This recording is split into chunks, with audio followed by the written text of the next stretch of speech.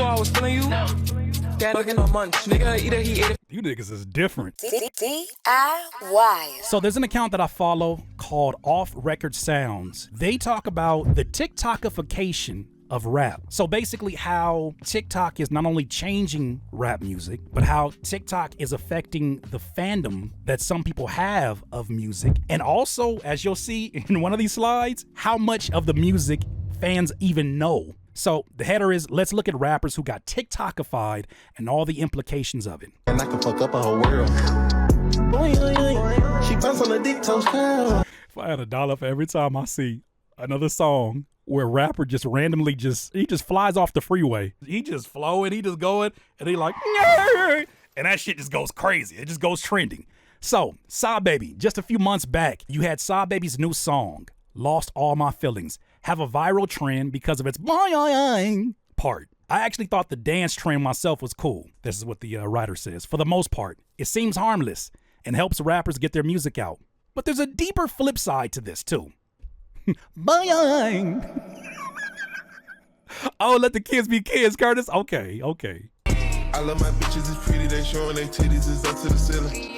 So what you're seeing, I'm going to get into this, is that the case that he's making right now is that instead of the songs inspiring the trends are inspiring the songs. This is not a new concept, especially when you think about the emergence of Soulja Boy.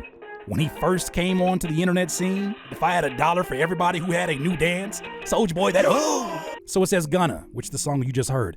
It's crazy because this trend literally made this song rank #1 and resulted in Gunna solidifying his comeback to rap after the whole YSL saga. It almost feels like these songs are made for trends.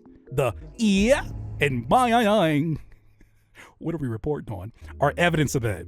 Is TikTok that big now that even big rappers like Gunna need to have a gimmick? I would argue that they've always needed a gimmick. Can you be them for Halloween? If you want to be Tupac, what would you wear? Bandana, leather vest? If you wanted to be Biggie, glasses, the Koji sweater, the cane, that's always been a part of it. But it seems now, and I guess this is the argument they're making, these gimmicks are even more exaggerated sonically than they are visually. They go on to say, it's okay if the music slaps, but what's it mean when it's all that gets hot over an entire album? Let's see more. I'm just saying. Kanye's been one of TikTok's favorite artists to get a hold of. This time, you'd actually think it's more of a positive than a negative due to the app allowing so many younger listeners to discover his legendary discography. But think about this. In Kanye's case, he made his name way before TikTok was ever a real thing. He can't be called a TikTok artist at all. To contrast that, there are rising artists who are forced to use TikTok because everyone is on it, and this has led to a lot of trouble. It has been documented many a times of labels making it a requirement for the rollout of a project for there to be some kind of social media strategy built around TikTok specifically for the rapper. They are making it now a requirement if they're going to shell out the money for marketing. Oh man, when I seen this. Steve Lacy is someone who's just supremely talented musician, singer. His music is genre bending. Funny enough, I hadn't heard his popular song Bad Habit. I heard the remix of it. I wish I knew you on it. The Jersey Club version. That's the one I heard. Something happened at a Steve Lacy show where he tested his audience just like any other artist does of their knowledge to remember his lyrics. His most popular song. The way nobody sang the next verse embarrassing as. So he's asking him to sing the hook and what comes after that hook. He said, no, don't stop, keep singing.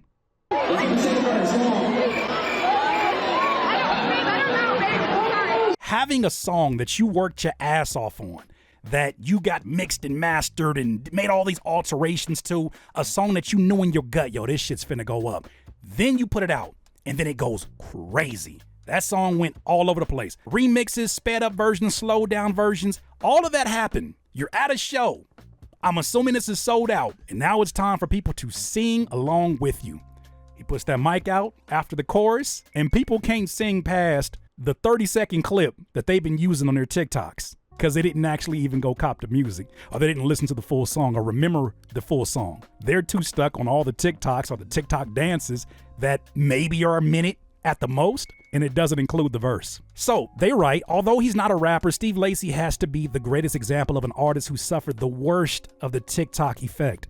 As seen in his video, his fans at his own show didn't even know the words to Bad Habit after the TikTok part, and for performing literally something that's always been considered the essence of music. Isn't this concerning? I would say so. I don't know about you, but I get goosebumps when I hear a crowd reciting the lyrics back to a rapper. I don't know what it is. Like maybe it's me as a performer, as an artist myself, one of a kind feeling. And you almost go to these shows expecting that to happen, especially if you're selling it out. You either get this happen or you get called a TikTok artist if you blow up on it, or both. Here's more examples. I want my twin finna blow me a back up in Neiman, they go cop a crib in Miami. I'm only 14, but I'ma blow up, and as soon as I do, I'ma give me a grand. Basically, the whole underground scene that we know of blowing up since a few years back blew up through TikTok. And like I said, the same TikTok rapper term is applied. But moreover, we've seen the hype be so hard to maintain. Clappers and Baby Santana have been two artists that saw the most of the TikTok effect. I see so many new rapper names that pop up, and it takes me listening to the song before I'm like, oh, okay, that's who made that. And I still don't remember it. Not to mention, rapper names are longer than they've ever been before, I feel like. That shit just reads like a run-on sentence sometimes. You could be literally, as they talked about before, 14-year-old kid that just jumps up, puts your song out, it goes crazy, it goes viral, and unless folks are already following you, they may or may not know who the hell you are. It said TikTok has given so many a platform, but that platform is so short-lived. Many have fallen off. However, there have been some exceptions, almost transcending the whole TikTok rapper label at this point. Yeat has gotten respect from the industry, mainstream rappers, and listeners alike. He was the face of the whole platform for a small while. It came from so many of his songs blowing up back to back. He's truly been an anomaly. They're saying here an artist like Yeat was able to kind of like dodge off the title of being just a TikTok rapper by continuously making hit after hit after hit, being songs that absolutely resonated with the audience that's on TikTok. This nigga right here. When my boys finally leave so I can finally be zesty.